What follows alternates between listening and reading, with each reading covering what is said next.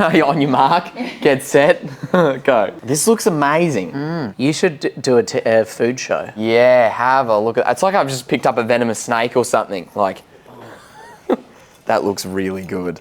This is like comfort food to the max. So what's like a family meal like at the Irwin household? At the Irwin household, you know, we love a barbie. Like we've got, you know, the zoo is 100 acres that you can walk around open to the public, but we're on about 700, you know, so we have a lot of areas back of house, mostly just for our animals to roam around.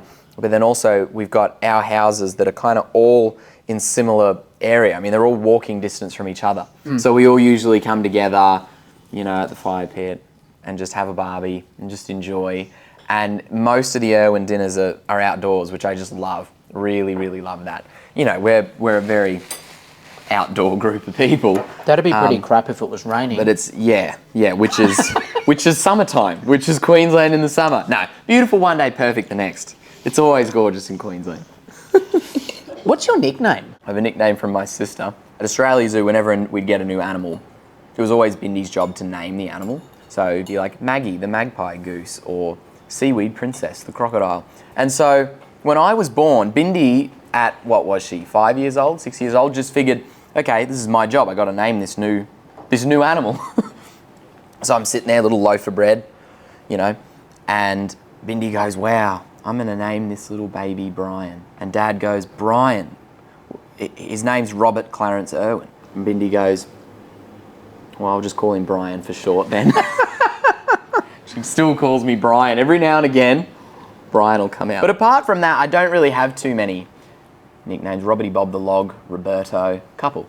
But Brian's my favourite. Who is Robert Irwin? I'm an educator.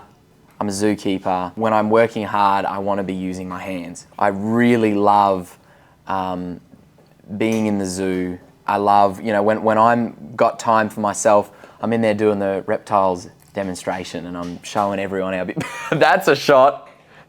Yes. That's how you eat pasta. Take note. You know, I'm in there feeding crocodiles. I'm working and cleaning, and there's always so much to be done. And that's where I feel like I'm in my element.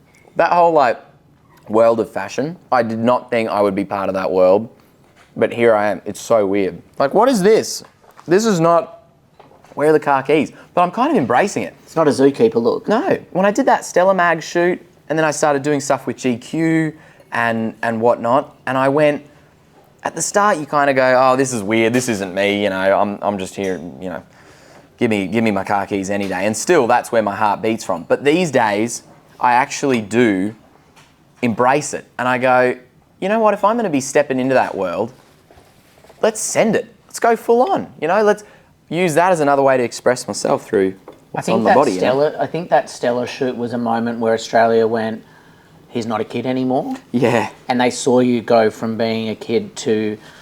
Look, I remember people in the office picking up that mag and going, he is hot. And I don't mean that to give you a big head or to make you feel uncomfortable. Straight to my head now. I mean it in a way to be like, they saw you differently. Not ogling you in a gross way. No, but he's not a kid with a bowl cut anymore. No. How does that attention feel to you to be, firstly, hey, he's hot, and B, to be seen as a man now? Yeah, I think, like, the first part of that, I don't see personally. I don't get that. But I see it as like, as you mentioned, if that's an avenue to get my message across, then I'll definitely use it. And I definitely feel like right now, this is this stepping off point. Like, I'm at this point where my whole life up until now has been about a legacy that my dad and my family created. That I feel like so much of what I do now, I'm picking up the torch and keeping it forward, because Dad's not here to push that message. And so that's my job now. Your gorgeous mum is. But that's the thing. We're all here to keep that going. And then I go, oh, hang on a minute. If I can branch out, if I can try something completely new and have that legacy as that baseline, but then create my own in a whole new direction, you know, that's going to be really the most important thing for the whole mission. That's what keeps me going, gets me up out of bed every day, is the mission, is this message that's never been more important. And that's starting to move into a message of hope. I try and lead with hope. I try and lead with, climate change and pollution and habitat degradation and unsustainable population growth and stuff that's really sometimes unpopular to talk about. I try and lead with, hey, there is hope. We can get through this. We can unite, but it's my generation as well that have to start really taking notice. And they are, in a big way. Do you want to have a family, get married, have kids, do all that stuff? Absolutely. Absolutely. For Bindi, she obviously met Chandler and has now got Grace, who's just the most beautiful little kid in the world. Having Grace made me realise just the joy that a child can bring, and also the fact that that's really far down the track for me. Like, really far down the track. It's awesome, but holy moly, there's a lot going on there. I mean, no scream and rush for it, but definitely, that's the plan. What sort of dad do you think you'll be? Oh, gee.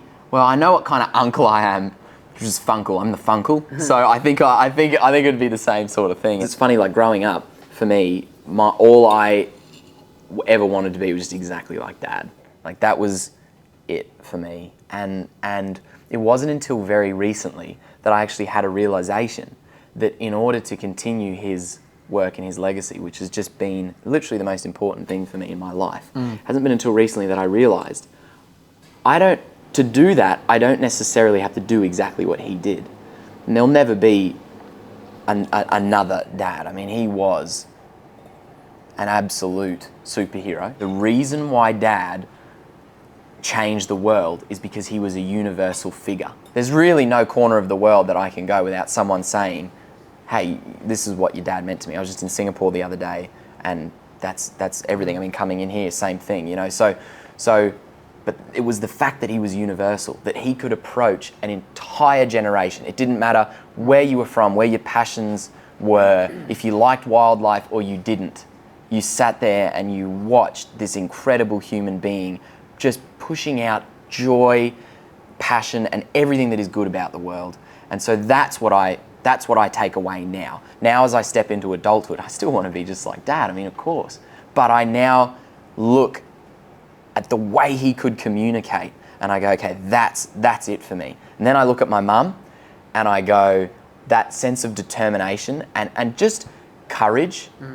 And I wouldn't even say fearlessness, it's courage. It's not about whether you're afraid or not.